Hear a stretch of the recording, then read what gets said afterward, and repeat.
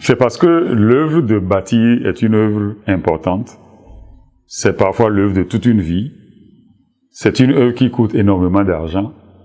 Et donc, celui qui s'engage ou celle qui s'engage dans ce genre d'œuvre-là devrait avoir en conscience que si les choix sont mauvais en termes d'intervenants, elle va vers une catastrophe. C'est un financement, c'est un investissement qui peut se révéler totalement inutile. Donc, déjà au niveau du choix du terrain, moi j'ai personnellement l'habitude de conseiller aux clients d'associer un architecte au moment d'acheter le terrain.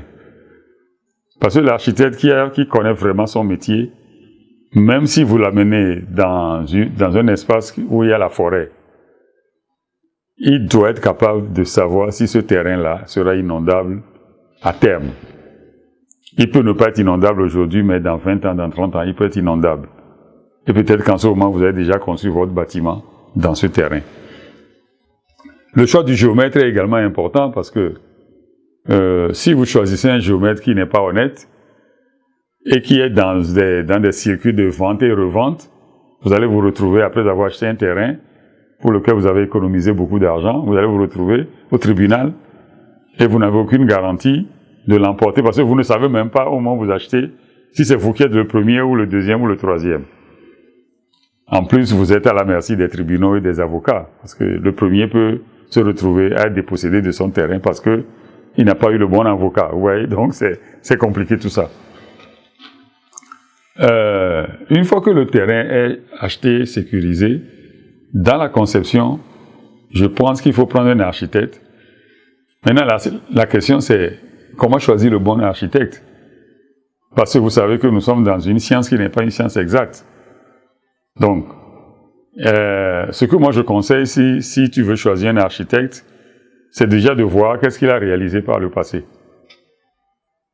Surtout dans les mêmes catégories de projets que tu as. Et donc, ça te permet de minimiser les risques d'avoir quelque chose qui n'est pas intéressant pour toi. Une fois que vous avez choisi l'architecte, que vous avez conçu votre projet ensemble, il se posera la question du réalisateur, l'entreprise de construction ou le tâcheron.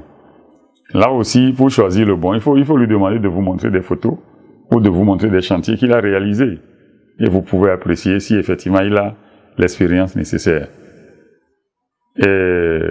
Alors, moi je disais qu'il m'arrivait pour certains projets, même si le client me dit moi-même j'ai mes cousins qui vont réaliser ça, il y a certains ouvrages particuliers pour lesquels je peux dire non, ces ouvrages-là, je tiens à ce que ce soit réalisé par un professionnel.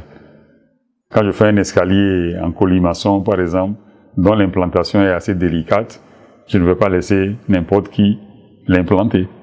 Je vais demander à un professionnel de le faire. Donc voilà un peu quelques conseils que je peux donner sur cette question.